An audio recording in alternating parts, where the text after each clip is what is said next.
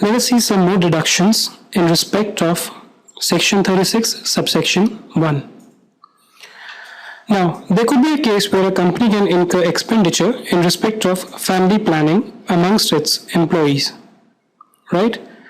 This expenditure can either be of a revenue nature or it can be of a capital nature. The revenue expenses which are incurred by a company to promote family planning amongst employees is allowed as a deduction to the extent of 100%, right? But if it is a capital expenses, right, then you ascertain what is the total amount of expenses. Let's say it is 500, right? 1/5 for each year from the year when incurred. So 1/5 of this amount, let's say this is 100, okay, this is going to be allowed as a deduction in 5 years starting from the year when it was first incurred. So if you incurred it in financial year, let's say 2010, 2011, then 10, 11, 11, 12, 12, 13 and all like this, for 5 years you will get a deduction of rupees 100 each.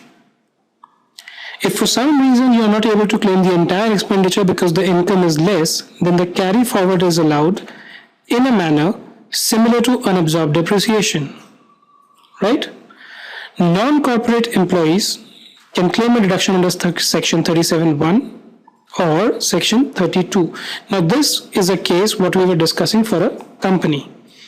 If you are not a company, if you are, let's say for example, a partnership firm, right, then the deduction is available to you under Section 37(1) if it is a revenue expenditure, or under Section 32 if it is a capital expenditure. Section 32 governs depreciation, right? So if you incur a capital expenditure, you get depreciation under 32. If it's a revenue expenditure, you can claim deduction under the general section. Now, insofar as the carry forward is concerned, again,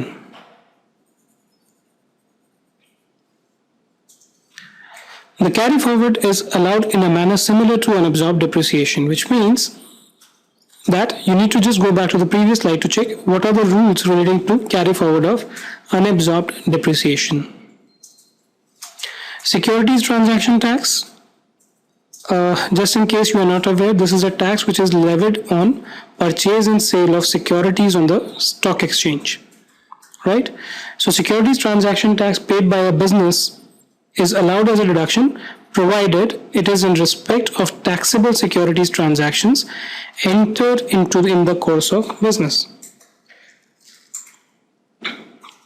So if I am not incurring this expense in the course of my business, this is a personal expense which I am incurring, right, then it is not allowed as a deduction.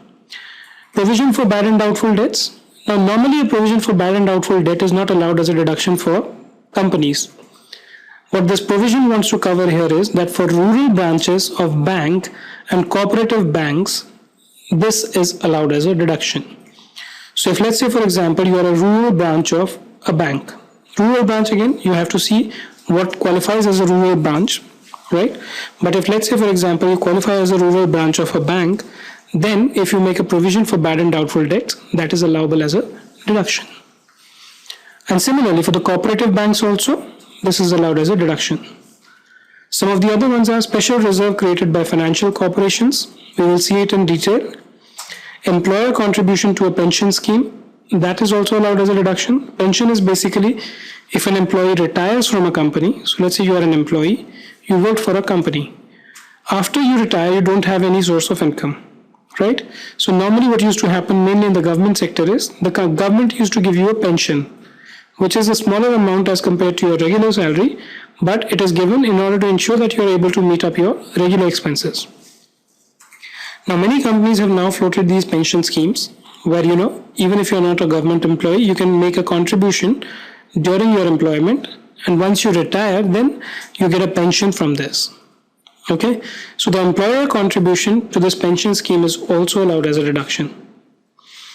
The last one which we have in this slide is discount on zero coupon bonds, right?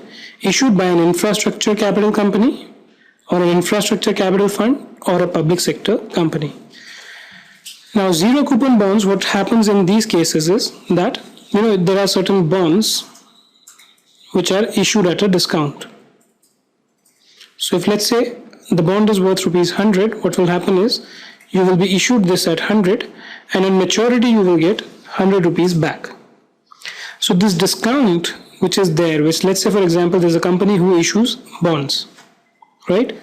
The company incurs a discount of 20 rupees, right? The liability it has to pay is ultimately 100. The discount on zero coupon bond is allowed as a deduction on pro rata basis having regard to the period of life of such bonds. So let's say the bond in this case, which is priced at 100, issued at 80, is for 5 years, right?